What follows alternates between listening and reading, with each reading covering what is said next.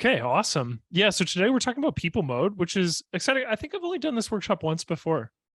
And so it's been a while since we've done one, and I want to talk about it again. And there's there's a lot of features in this tool. I kind of forget that.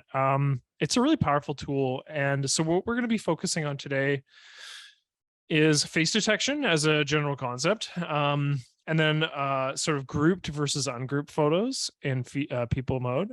And then we're going to also talk about how to deal with group photos as well, where I've had a couple questions that have come up over the long term of since we've added face detection to our software. And that question is, okay, I have this group photo, but like most of these people I don't actually need to to name. And so I'm just going to showcase how to sort of address that problem and sort of isolate those images in view mode and to get rid of the face outlines and then just go about the process differently. And then we'll also highlight a little bit on merging people. Yeah, Barbara, we will 100% answer that question today for sure. Yeah, so ACDSee is broken into these different modes. I'm just going to turn that down slightly. There we go. ACDSee is broken into all these different modes, and let's hide this as well. There we go. And modes are located up in the top right-hand corner. And this is actually something that's come to light recently where we'll, especially for new users, how many of you are brand new to ACDSee? Just out of curiosity. Just let me know, sound off in chat. New or like a more familiar user. Okay, so we at least have two. Yeah, we'll touch base on that as well, Charles. Okay, so you have some people that are familiar. We have a bunch of people that are brand new. Okay, and so John started in 2022, so about a year ago. Oh, okay, sweet. And then also, yeah, I mean, that's the other thing too, is you could use it forever and just not be familiar with the tools. That's a good one, Beverly. And that was something too that when I was going to school for communications, it was like you start using a software for three reasons, right? Like I started to familiarize myself with like graphic design tools like like Photoshop, and I knew like all the things that I needed to know in order to do that the jobs that I was doing. But as soon as I would branch out from that, as soon as I needed to do something more complicated, then I had to go about Googling it, or I would have loved for there to be workshop content at the time. Then when I'm learning that sort of stuff, I could just participate in like an online setting. But so modes are located up at the top right-hand corner here. And for those of you, that are like brand new to ACDSee, this is actually a pretty, it's kind of sort of an ACDSee specific concept. But basically what modes do is they move you from one portion of the application into another portion of the application that deals with something completely different. And so by default, ACDSee opens up in manage mode. That's why it's highlighted up at the top here. And then when you move to media or view or develop, edit, or people mode, which is this little icon right here, which has the two little people in it and right there, then it moves you into a completely new space that contains different tools. I actually really wish that they would add a little line of text next to people here. But the reason why they didn't include that is actually very interesting, because we have a German product as well. And when we go to make translations, the German product, because the German words are so much longer, it really limits what they can do with the UI. So they tend to have this tendency to do to sort of hide certain words so they don't have to worry about them. So if you want in on a little bit of the back end, that's why it literally doesn't say people next to it. So this is the people mode. And going into people mode, it will display essentially detected faces. And what we have here is we have a bunch of faces that under this named category.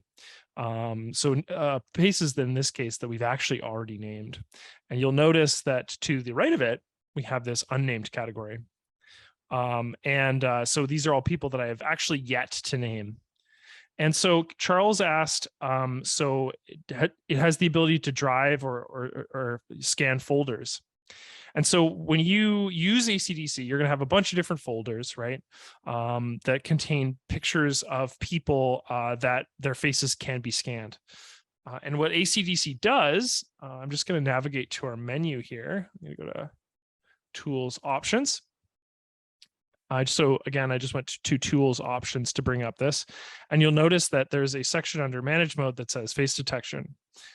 And so there's two things that are automatically clicked that can be turned on or off at your leisure. And then so what it does is there's one that allows it to automatically detect faces and images. So and this would be something that you could turn off if you wanted to only choose when you're detecting faces. So in ACDSee, you can decide to detect for faces, or you could just leave it as a background process. In essence, it automatically does it for you. And like I said, by default, this is turned on. And then to answer Charles's question more specifically, the second question is, it says, allow face detection to detect faces while your computer is idle using the ACDSee indexer. So essentially what this is going to do is it's going to check folders that you have browsed or that you have navigated to, and it's going to do that detecting process in the background for you, even when ACDSee isn't actively up, like it isn't actually an application that you have open in that sense. So you can turn these off or you can turn them on at your leisure. They are, like I said, by default, these are turned on, and these are very powerful. And a part of the process or the reasoning, the rationale behind keeping them on is so that a lot of this detection process is actually complete when you open up the software, or if you just have your, your software open up in the background while you're making a coffee or something like that. A lot of this work can already be done.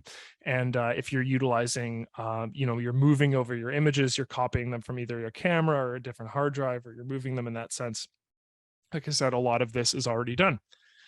And underneath here is something that's also very important. So facial recognition. And so what we have here is this slider. First of all, once again, it's turned on. And so recognition is different from detection. So detection is determining that something contains a face. Recognition is determining whether or not that face is similar to another face. Does that make sense to everybody? The difference between detection and recognition? This is pretty key, so I do want to stop to ask and make sure that people understand this. So just sound off and I'll try to explain it better if it doesn't make sense. Cool. Okay, so it sounds like it makes sense to Amy, John, and Beverly here.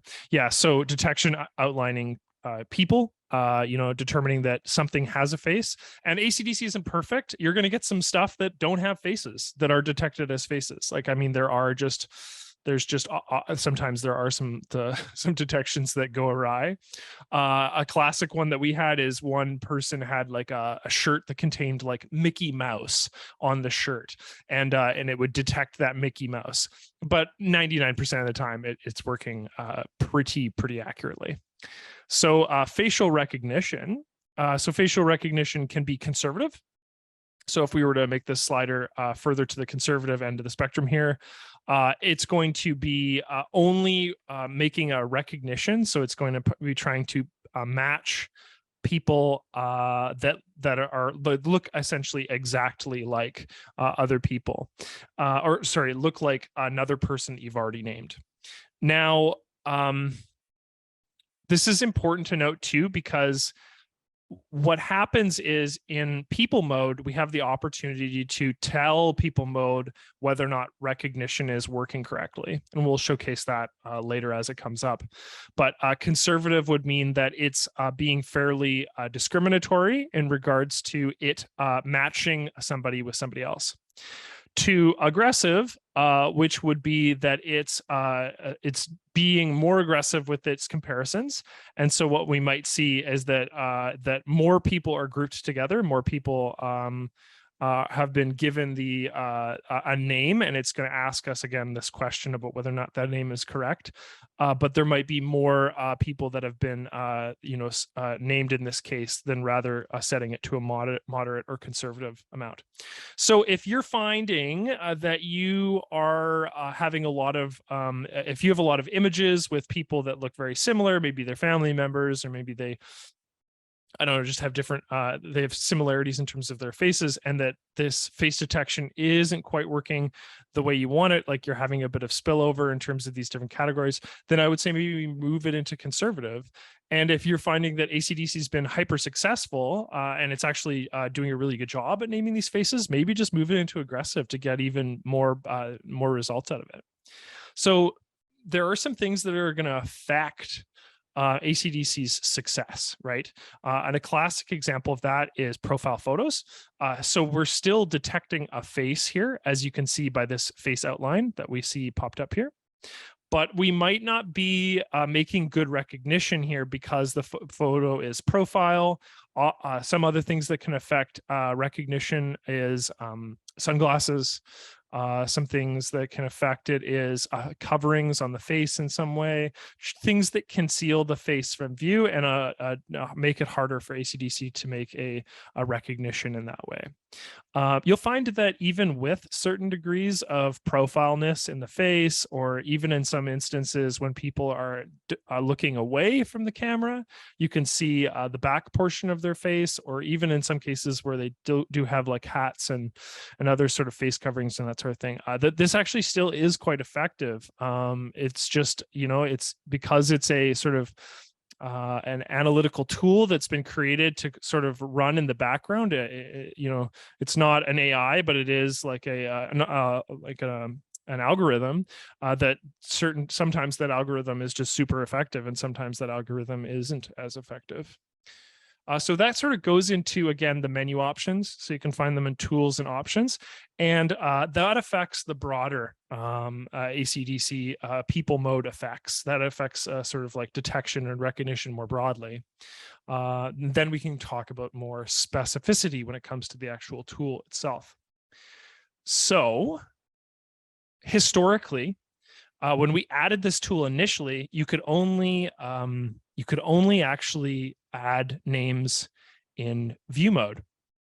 So what that means is, I'm just actually going to quickly redetect photos on this. There we go. So what that would mean is that this was before we added people mode that sort of grouped these people together. But so what it would do is we would have to go into this mode, and we would do something down at the bottom here. We would actually show these face outlines. So this would enable us to see these outlines to begin with. And then, as you can see, these little boxes come up. So this is the detection process that I was talking about earlier. So these are the people that are now detected. These are faces in the system. They're determined to be faces.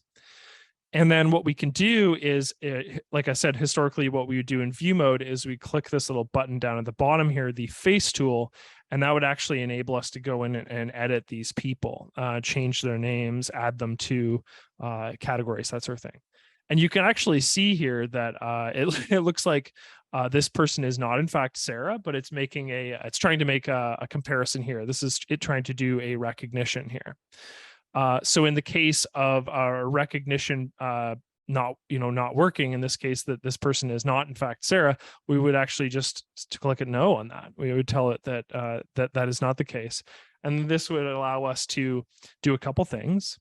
It would allow us to either name this person. It would allow us to name other images so that ACDC can make comparison to it. And so what we're getting at ultimately is that when we go to add a face name to an image, that is now information that's been added.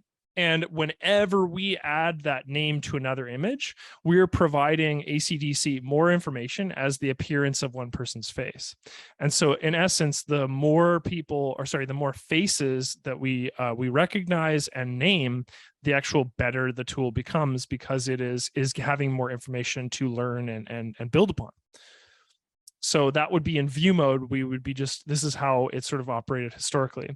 But a couple of you could probably understand the problem with this. The problem with this is that we have to do this manually. So we have to go in and we have to go to this person and we have to say, okay, this person is, Andrew, say.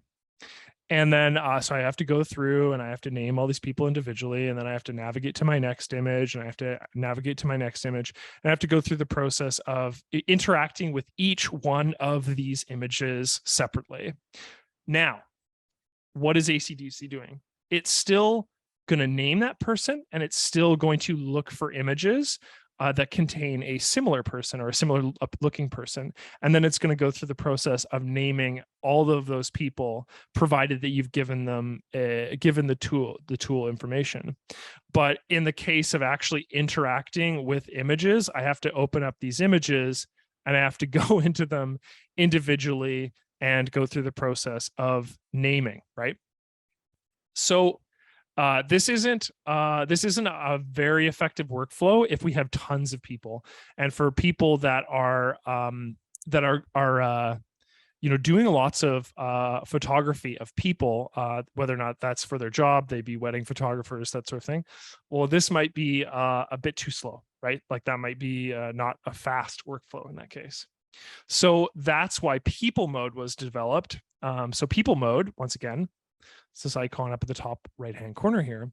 People mode goes through that process of building, suggesting these people to us based on, so we've added these images, we've gone through, and it's going to group them based on facial similarities. And then it provides us the opportunity to actually name these people. So what do we see here? So what we see here is a bunch of people that I've already named. So in this section here, what we're seeing is all these different icons, right, of these people, essentially a thumbnail of their face. And then there's a little number down in the bottom right-hand corner here next to their thumbnail. And can anyone take a guess as to what that thumbnail number actually indicates?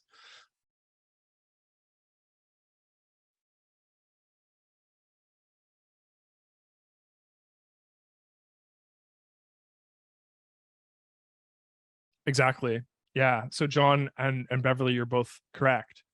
So it does indicate the number of matches. It also indicates how many people we have, or how many images we have that contains that person.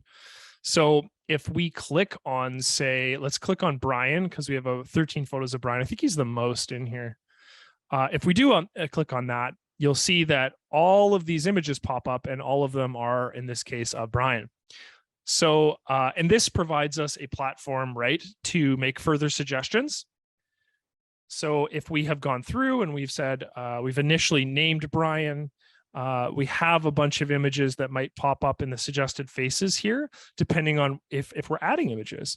So if we did a photo shoot with Brian, and then 2 months later, we did another photo shoot and we added a whole bunch of new images, if we already have Brian sort of isolated and named in this previous instance, well, we're going to have either some suggested faces pop up here because ACDSee is unsure of whether or not it's Brian, or alternatively, those images will just be moved into the Brian category because ACDSee is certain of that. But as you're seeing here, you're seeing these little X's pop up in the top right-hand corner here, which means that if ACDSee fails to make a suggestion, we can just click on that icon here. And if there was an image that was added to here that was in fact not Brian, then we could quickly sort that out. So by going into a named category, going into a named person within ACDSee, we can see the contents of this person, like how many people, how many images rather contain this person, but we can also see suggested faces. And as that will come up, we'll show what that looks like. What's the difference between deny and delete? Barbara, do you mean this icon here? What did that indicate? So we are not deleting the image. The image doesn't get removed from ACDSee. What it does is when we're interacting in people mode specifically, it just removes that person's name. So what it does is it realizes that when we deny this, it realizes that if there was somebody added here that was incorrect, when we're denying that is we're telling it that this now ACDSee needs to remove that name. ACDSee needs to not make a recognition in this case. So, in the right-hand mouse click. Okay, so if I right-hand mouse click on that, so we're going to get to remove faces in a bit here, and then delete faces as well. Actually, yeah, we can touch on that now. It doesn't really take the flow away from it. Okay, so remove face, what it does is you remember earlier when I was talking about, here, let's just bring up this guy. So you remember earlier when I was talking about the difference between detection and recognition, right? So the recognition here is Cameron. The detection is that is the face outline. So the square box is the detection. The Cameron here is the recognition. That detection is what is being referred to in people mode. So when I right click on something and I remove the face, all it's doing, Barbara, is that it's removing that square outline. Okay. So that square outline means that it is the face that has been detected is inaccurate. Now, when we delete faces, okay, what we're doing is we're removing the name Cameron from our directory. And we're going to talk about why this is important when we talk about group photos later on. But think of them as this way: remove face removes the square, and delete face removes the person. Does that make sense, Barbara? Does that distinction make sense in your mind?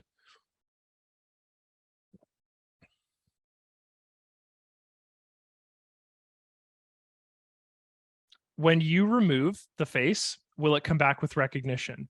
Yes, it will, provided that, so when you remove a face, it will hard stop on that face until you tell it to rerun recognition. So let's actually do this right now. Let's do this with that image. Yeah, let's just do it with that image of Cameron. Why not? So let's remove face. So I'm going to click remove face, and he was removed from this listing. Okay, so now what we need to do is we need to find that image of Cameron, which was right here. And then what we're going to do is we'll open up in view mode. So Barbara, when I removed the face, what it did there is, well, actually it looks like it's already redetected him, which is really good. But it essentially removed that square, but it didn't remove Cameron from the directory. We're getting to that. So if in this case, I had gone to, if I had removed this face from my image, what we can do is I'm going to remove faces using the toolbar here, which does the same thing. And hopefully what we'll see here is that, yeah, there's no square. Okay.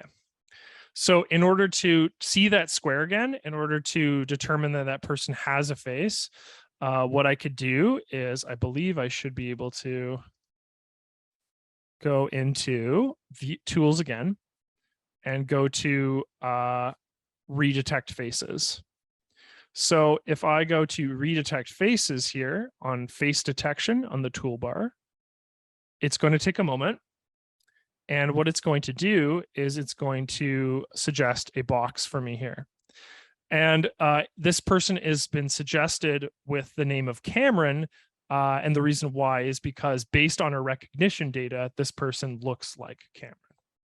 So that sort of explains the background process there, where now I believe that number will go up to 8 again. There he is at the very end. He's been now added to this section again. So yeah, that's sort of how that works. That is the distinction between remove and delete faces. We'll add more to that as we're going to come back to that. I just want to I just wanted to take a moment to describe that. I have painting images. They're coming back. So how do I stop this? Painting images.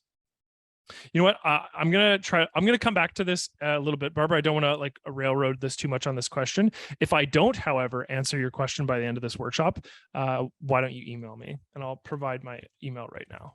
But I do want to continue and I don't want to stop the workflow for everybody. So there we go. So what we're also seeing here in this top on these thumbnails here is you're seeing this little icon appear with a sort of a question mark, right? The question mark appears in the bottom left-hand corner. And it shows this little face outline here. And so earlier when I was talking about a recognition, right? I have all these images of Laura in here. And then I have a face suggestion, right? So the suggestion right here. And this suggestion is inaccurate. So what we would do is we'd actually click this deny option here. And what this would do is it would not add this person to the LoRa category, the person that I've already created. And we can go through and we can have a look at some of these photos, right? So these are wrong. So we'd go in and we would deny because we need to name this person. We could go into this woman right here, Rafaela, and then this is again inaccurate. So we'd click and again it's recognizing these images, and instead of applying that person directly to this Rafaela category, this name, it's giving us the option to click on that and to make suggestions to sort of add that to that person and essentially add that person rather than having it be automatically done for us. So the unnamed category, okay, is to the right of the named category. And it's sort of, they're right next to each other up at the top here, but they provide some, this is essentially everyone that exists in our directory right now that has not been named. So that does not contain any face name data. And so we would need to go through the process of adding that.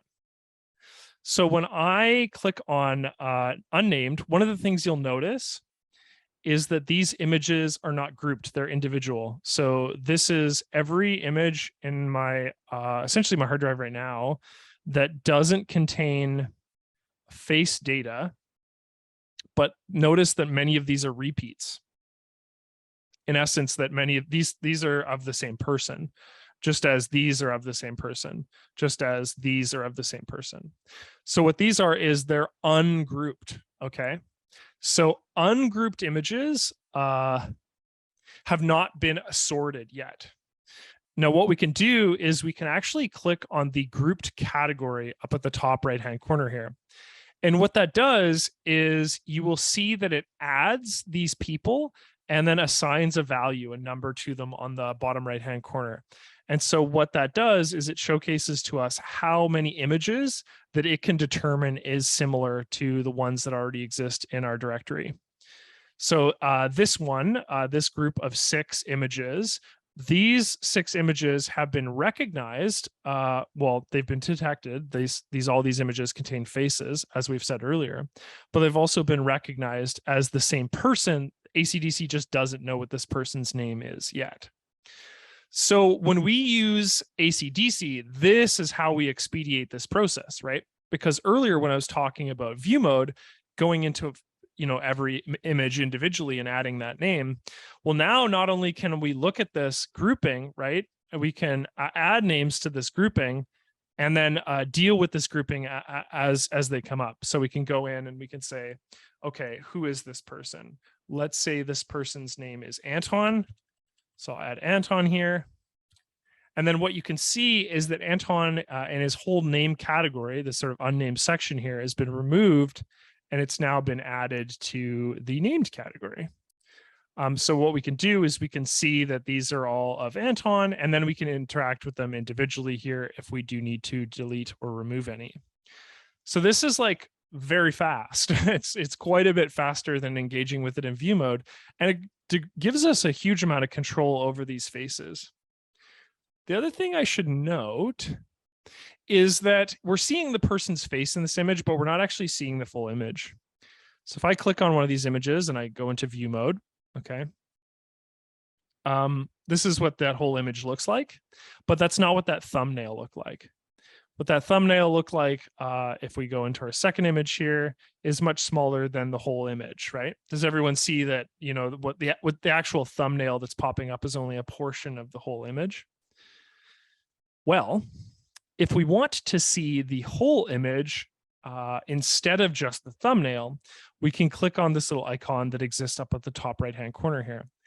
And for 99% of workflows, this might not be necessary, but if you're interested in picture context, now that picture context can be provided. So if we click on this little icon here, the show source image thumbnails, that then shows us the whole image rather than just the isolated face. And so if you're curious about which image in a series this belongs to, right? we can go and we can click that. And that provides us the ability to sort of add that context and then to better work with our images, better work with that workflow. So let's name some more people here, and then we're going to talk about the ungrouped section as well. Because naturally, as we go through and we add these names, there's a strong likelihood too that there's still going to be some stragglers. There's going to be some ungrouped items that still look like they should belong in a group. So let's just name some people here. I'll name this person Ellie. Let's see here. I had a bunch of names written down just because it's hard to think of names just on top, but I'll name this person Sarah. Let's name this person, let's see here. Let's name this guy Austin. Let's name her Lydia. Let's go through and let's name him Terry. And let's name her Jessica. And let's name a couple more here. Let's name you Simon.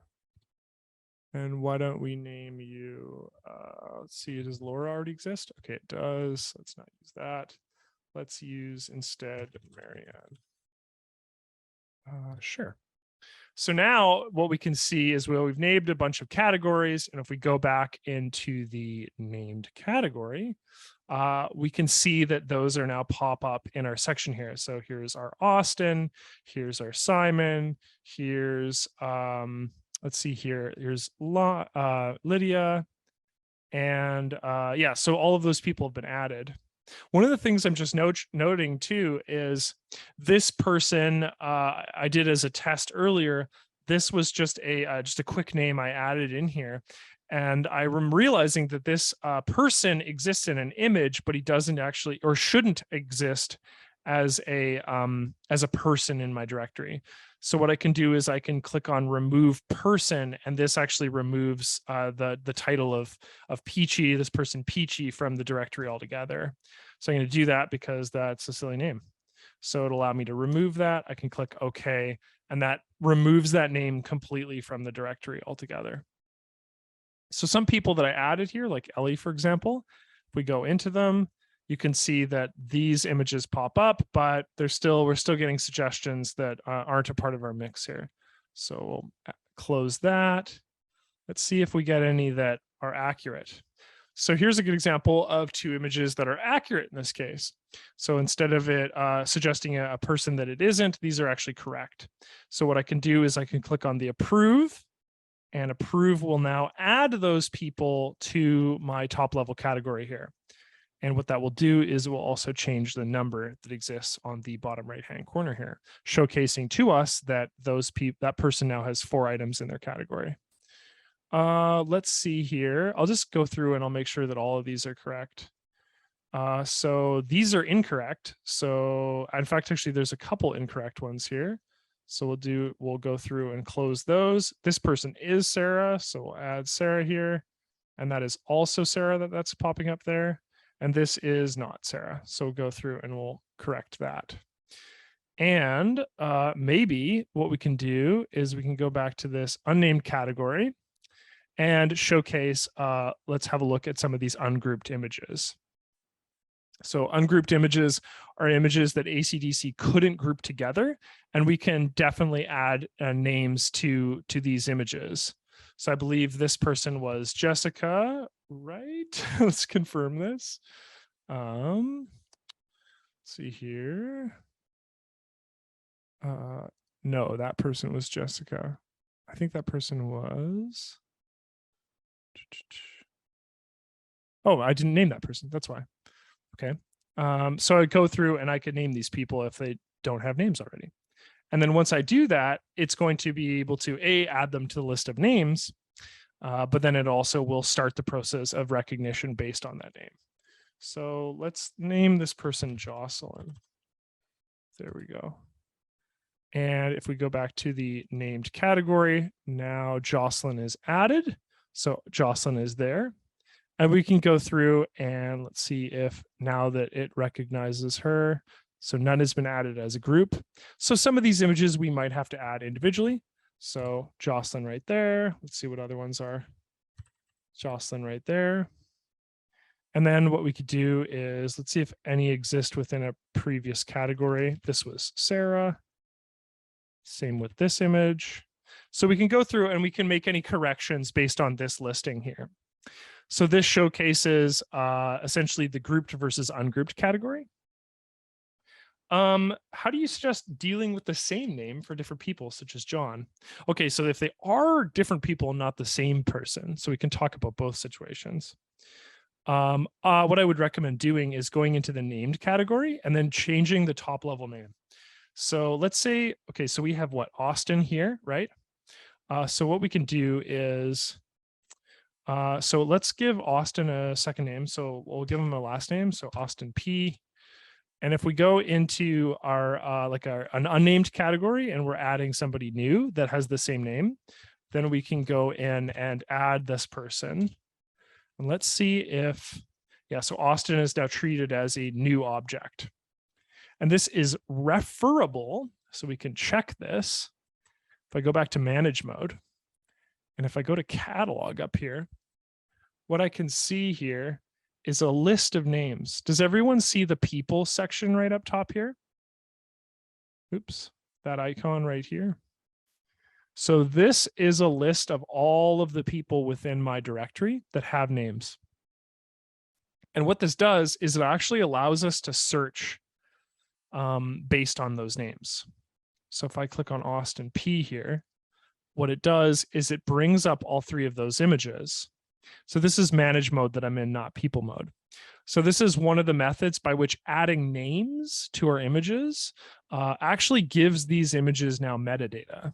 And so which means that they are searchable within ACDSee. So as you can see, as I click on these names, listings of people pop up, right? So this is really powerful. This is one of the reasons why we add names at all, is so that, and this is especially powerful for people that are like wedding photographers, or you are you do portrait photography or something, is that you can go through and you can add these names within people mode. And what we can do is we can use these names to reference and to bring up. So if I know that I did a photo shoot with Jocelyn, for example, I can simply find her name, and that will bring up not only the first photo shoot that I did with Jocelyn, but all subsequent photo shoots that that ACDSee was able to recognize. And for any ones that were remaining, right? Like I said, we can go into people mode and we can handle that. We can deal with that within people mode here. So we can go through that process and add unnamed people via the grouped method or the ungrouped method, depending on what remains. So that metadata, that person's name, is now referenceable within ACDSee more broadly. And, you know, obviously in this case, I have 3 images, not a ton of images, but in the case that I might actually have taken hundreds of images with Jocelyn, this is hugely impactful. And let's see here. The other thing that is really valuable too is now that these people are named, what we can do is we can actually find this person's location, this person's folder. So if I said go to file, what it's going to do is it's going to highlight the file in its original location. So I'll showcase that once more. So this people search, right? Does everyone understand what cataloging does in ACDSee and how it's different from navigating to a folder? If this doesn't make any sense, I'll explain it. I want to have a general understanding for people's familiarity with cataloging, because cataloging is obviously a huge function within ACDSee. Okay, I'm getting an explain. Yeah, you bet. I'm happy to. So far we've been learning about people and how to add names to people. Okay. What I'm interacting with is an image. In ACDSee, ACDSee is a software that essentially cares about the contents of your hard drive. And what it's going to do is it's going to present you that information back to you exactly how it appears. So earlier, when I was navigating to this people folder, right, we can see that this people folder exists within pictures, and it is down here, right? And within this people folder, I have, let's see, 48 items, so 48 images. So when we add metadata to files, and in this case, we've been talking about metadata through the lens of face names, but that doesn't necessarily have to be the only metadata that we're talking about here. So metadata can also be ratings, it can be keywords, it can be labels, it can be categories, it can be a variety of different things. For the purpose of this conversation, I'm going to rate these 3 images, okay? So ratings are indicated by these numbers up at the top here. Labels are indicated by these. Keywords are indicated by this section, and categories are indicated by this section here. So I'm going to rate these 3 images 5. Okay, so these images are great. I love them. So these images now contain 2 separate forms of metadata. Okay, so it has metadata 1. It has the name Austin, I believe. Let me just double check that. I know I wrote their name, just the actual file name, just to help me remember images, but I just want to verify that this, yeah, okay. So they are in fact Austin. So these images have the metadata name of Austin, and this is ACDSee's metadata. This isn't universal, okay? So what this metadata does is it lives within ACDSee, it lives on your database. It doesn't live in these files yet. So meaning if you were to send these images to a friend, they're not going to know that name Austin exists anywhere. It's handled in ACDSee. But the point is they have the name of Austin and they have a rating of 5. Okay. So these images exist in, now keep this in mind. Okay. We're just going to actually, let's do this. I'm going to take just a screenshot of this. Okay. These images exist within this people folder right here. Okay. Right there. Let's just delete that. They exist within this people folder. Now, there we go.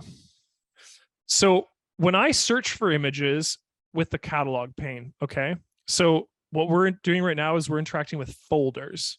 Let's now interact with catalogs. So we're switching from folders to catalog, okay? When I interact with the catalog and I search for somebody like Austin here, right? These images come up. Now, how this differs, right, from that folder is when I search for Austin, none of the other contents of that folder pop up. And this is key because we're not actually searching within the folder. We're searching for the person Austin, okay? And this is verifiable by if we actually go to ratings. So what we're going to do is we're going to look up all of our images that we've rated 5. So if I click on that, you can see that there are a lot more images than just Austin. Here's Austin, but here are all the other images on our entire hard drive that have a rating of 5. So when we're cataloging images, when we're adding that metadata like ratings, labels, keywords, face names, blah, blah, blah, blah, blah, when we're adding that information, when we catalog our images, when we search for those images, we're now not looking in folders. We're looking over our entire database of images. This is really powerful. This is like super, super, super powerful. So we're seeing all of our images. And to be clear, this does not change their location within those folders. It's simply a way for us to preview them as thumbnails within a listing. Does that make sense? We're not moving these images around. We're just looking for images that contain that information. And so ACDSee sees, oh, remember Austin that we gave a 5 rating to that you're cataloging right now, Adam? Oh, I remember that he's in this folder. And then you remember that image, that landscape image you took of Toronto that you gave a 5? Oh, I remember that's in that folder. So I'm going to take them, put them together and show you those. So earlier, Lynette, Beverly, Amy, when you asked to please explain that, does that make sense? Do you understand what cataloging is doing in this case? Okay. So Beverly asks, can you use more than one at a time? Only 5's from Toronto. Great question. So yes, you can. So here's our 3 images of Austin, remember? Okay, so we're looking up 5 images here. Let's add keywords, okay? Actually, maybe categories would be better. Let's see. Yeah, I have one of Toronto. Okay, let's see if there's any 5-star rated images of Toronto. There might not be. Better yet, let's go 5-star rated images that I've determined to be of nature. Okay. So here's all of our images that have the nature category. Okay. Now what I'm going to do is, you can see next to nature, there's this little chevron here. It's called the easy select button. You can see how that's blue right there. What I can do is I can click on nature and that pops it up, essentially renews or refreshes my selection.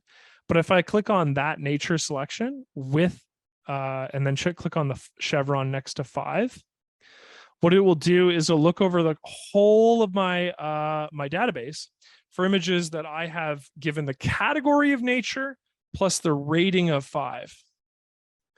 Now I would let's show you people. Maybe I have a people rating of 5 instead. So we'll keep the rating of 5. We'll lose the nature. Let's add people. Doesn't look like I have any people rated as 5. I can see that I've rated this person, but I don't think I've given this guy the category of 5 yet. Let's say, yeah, so it's not going to work with that just because I don't have enough metadata listed here. But yeah, that is a pretty good description of it in this case. Let's see if I do have any of Toronto, travel, various places. Here's a different example, Beverly. I have a rating of 5 in this case. And instead of the category of nature, now the category is a category of places. And if I say, let's say 4, here's a rating of 4 with the category of places. Does that make sense?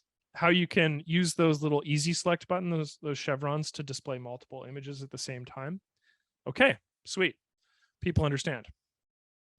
So let's go back to Austin in the people section here. So there's Austin. We can see Austin. We know that we can navigate to Austin by going to the file. So once we have the catalog itself, Alan, I can right click on and go to file. And by going to file, that brings us to the folder. Okay. So the folder is different from the catalog in this sense. I can also directly take these images, right? And I can bring them into people mode. And people mode will recognize that. I can also view it in view mode right there. And if I want to change that, I can change that there. So that's how we would navigate in and about through manage mode, people mode, and using those catalogs to essentially see those people, essentially see. This is important too. So let's say you the way that you organize your folders for wedding photography is you put a whole bunch of photos in a folder based on the event date. Okay, March 15th. That's a terrible time to take a wedding. May 15th. May 15th, Sarah's wedding. Okay, so that's the folder name or whatever. And I go in and I make names for those people or whatever, or I catalog them however I like, and then I have another folder, right? And it's now Jamie's wedding. And these are friends of yours, and there's a lot of the same people there. Some of them are family and stuff like that. And you have not only do you have Jamie in there, but you also have this new person. You have new people in your new sets of photos. And so the point is they live in different folders because these were 2 different wedding events, but cataloging them by the process of adding these names, provided that I'm looking for Jamie, who exists in both of these weddings, right? One as a guest, one as the bridesmaid or whatever, one as the bride, then it'll pop up as within that catalog. So she'll exist within that catalog of Jamie or whatever, the search term of Jamie. And now I can find her in not only her wedding, but also her cousin's wedding, super powerful. John asked, is there a recommended method of using the 1 to 5 numbers? So there's no recommended method for using any metadata, any of ACDSee's metadata. So ratings, labels, keywords, categories, they're functions that you can use however you deem fit, right? I've heard that people, like, I know Alec Watson is he's one of our he's a content creator for ACDSee, and he uses like 1 is his best and 5 is his worst. But I mean, I've always thought of it as 5 stars, 1 star. So I've always gone with 5 stars being the best and 1 being the worst. So up to you, John, up to you. Okay, so let's talk about a situation. That situation will go back. Okay, so this is, we're navigating to our folder now, okay? So we're gonna find our people folder. We're gonna have a look at this group photo. Group photo. So this group photo has a bunch of people in it. And a common problem that pops up is that, we actually only care about 2 people in this photo. We care about this guy right here, and we care about this guy right here. We don't care about anyone else. These are friends of ours. The rest of those people were just other people in this event. So I'm just going to give this person a name that I don't care, and I'm going to stick with the name Peachy because I don't care. And I'm going to give this person, I don't know, let's just give him another fruit-related name, Pineapple. And so these are 2 people that we care about in our image here. And so I can name those people. And then what I can do is I can actually go through the process of deleting these other boxes. So by deleting these other boxes, what I'm doing is I'm removing them from the detection portion, which will also remove them from the recognition portion. So in essence, now I have those 2 people, and by having named them, they should pop up in the named portion, right? These 2 right here. What happens when, oh, let's delete those names actually before we do anything. Let's just remove this person entirely from my directory. What happens when I have a listing like that and I only want 2 of those people? In this case, what I could do is, like I said, I could have that situation where I just close those little detection boxes. If we go back to tools here, and if we go into face detection and I actually redetect faces here, what it's going to do is it'll likely repopulate that entire listing here. Yeah, so including the person that was inaccurately determined to be Sarah here. So what I can do also is, so we have all these boxes here, and these are really irritating to look at. You know, I mean, the one thing I can do is I can turn off show face outlines. But the problem with that is if I'm navigating to multiple images, and some of these images I actually do really need face outlines for, you know, that's not going to be a very effective workflow. So what I should do in this case is, what I can also do is I can go into tools again, and let's just go down to face detection. And what I'm going to do is I'm just going to remove faces. So I'm going to remove faces, and what that's going to do is it's going to get rid of those boxes altogether.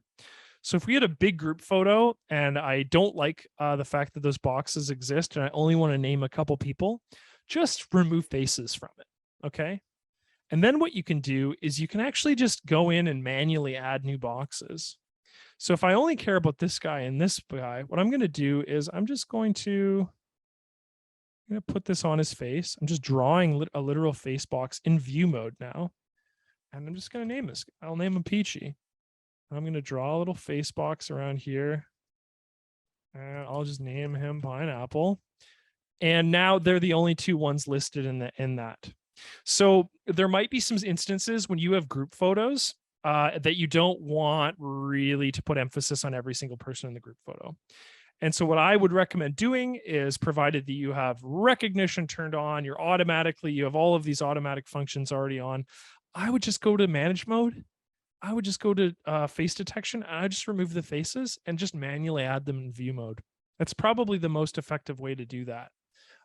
Because then it saves you time from having to either go in and manually deleting all of those people. And for, you might have images that have like 30, 40, maybe you're taking a graduation photo and you've like 100 people in there and you only care about your son or daughter. Just remove the faces and add them manually. It's all that's required there, instead of having to go through and clicking on those little X's for every individual person. Does that make sense? Does that make sense to everyone why that might be a better workflow?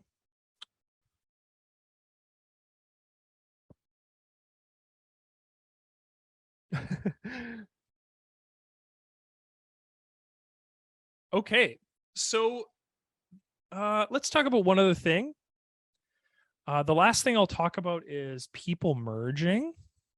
So I don't think I have anybody that needs to be merged, but if we wanted to, let's go to unnamed. I don't think this works in unnamed, just in grouped. Let's see. Yeah, it just works in grouped. Okay, let's say you have two groups that you want to merge. Let's just give you this example. What you can do is in people mode, you can click on two separate groups. So just by control clicking or by shift clicking. And you can do is you can right click and you can actually merge them into one category. And so when I go to merge them, I'm probably, let's just try this right now. If I merge them, it's going to give me, yeah. So when I go to merge two separate people, so let's say earlier somebody asked if you had two people that have the same name. Well, what happens if you have, let's say you decided that you wanted all of these names to be lowercase, and then you changed it to you wanting them to be like uppercase or something like that later, or somebody changes their name or something like that, some sort of situation in which you'd want to merge the people together. Well, what you could do is you could just simply click on them like that, go to merge, and then what it's going to promote you to do is it's going to choose a name. So you get to choose Brian or Cameron, and basically that's what it's going to be merged into. It's also going to give you the notification that it can't be undone, but if you do make the merging process, let's do it with Brian and Pineapple right now. If we merge these people in the same one, we're calling it Brian. If I go into Brian here, I can still go in and I can delete this face, right? I think what this will do is it should probably remove the category of, yeah, so Pineapple now doesn't exist. It's just Brian that exists when we go through the merging process. Okay, so that covers everything that I wanted to cover. Does anyone have any questions? Does anyone have any curiosities about anything that I haven't had a chance to cover? We have a little bit of time left, so I figured I'd open the floor to any sort of specific questions. If you do have a question, fire them maybe in Q&A rather than chat. Q&A is more for the question end of things. Chat's more for other things. But that sort of covers it. Like I said, it's a pretty powerful tool, and I don't think it gets enough love. And so I really wanted to focus an entire workshop today talking about people mode and sort of the different things you can do with it and how it can sort of expedite the process of cataloging in ACDSee. You're most welcome, Rick. Thank you for participating. Also, I'll fire in my email as well, because maybe you don't have a question that pertains too much to this, but my email is aprice@acdsystems.com. And please email me if you have any other questions. Also, if you have any suggestions for future softwares, like there's a tool or function you want to see, you can email me those. I just forward off to our developers so they get all of those emails. They really like that, by the way. If you have any suggestions, that's really a positive way to impact the software. Yeah. Okay, so Charles asked, no items are highlighted in face detection tools. Can you be a bit more specific, Charles? I don't quite understand. So no items are highlighted in face detection tools. Highlighted. Yeah, help me with that. Bit of a longer explanation. I can maybe help you with that. And Eric, you're most welcome. Thank you, Alan. Thank you, Eric and Alan. Yeah, that sort of formally ends the workshop. So, I mean, if you want to take off, there's other things you want to do. Yeah. In tools, face detection. Okay. Tools, face detection, there's no items to click. Okay, so if they're grayed out, that means that you don't have anything selected, right? That you have to actually be selecting an image in order to have a function there for it to interact. So if I have Sarah selected here, yeah, I can redetect the faces.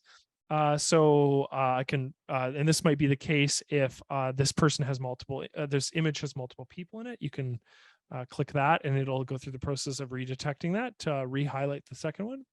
You can remove faces, which we've already done. We can rerun recognition, which if you've already gone in and added a bunch of people, you can rerun recognition on an image to in the hopes to add it to a category that already exists. So if I wanted to, I could rerun recognition on all these files at once, and hopefully they would find a home. Yeah. Thank you, Pam. Thank you, Amy. Glad you liked it. And just for all parties involved as well, please note that I will be putting this on YouTube. Do people know where to find our YouTube channel?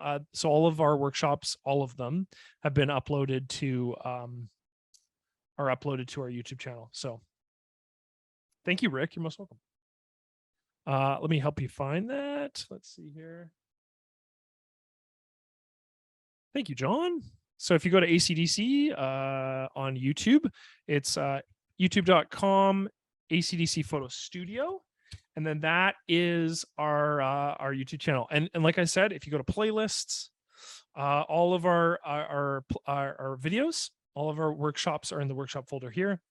And there's like 53 videos in there, and at an average of hour length, that's 53 hours worth of content that you can watch for free right now on a variety of different topics.